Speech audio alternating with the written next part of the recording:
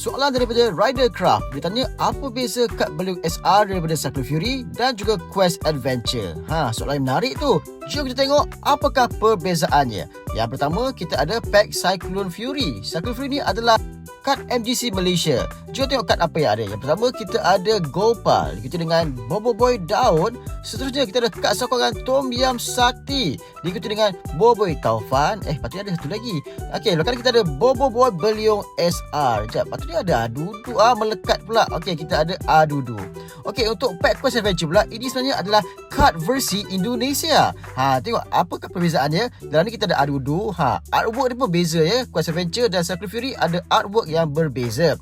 Seterusnya kita ada kad Osom Daun, diikuti dengan kad Gopal. Seterusnya kita ada kad Tok Kasa, Yaya, dan kad terakhir hari dengan SR Boboiboy Berliung.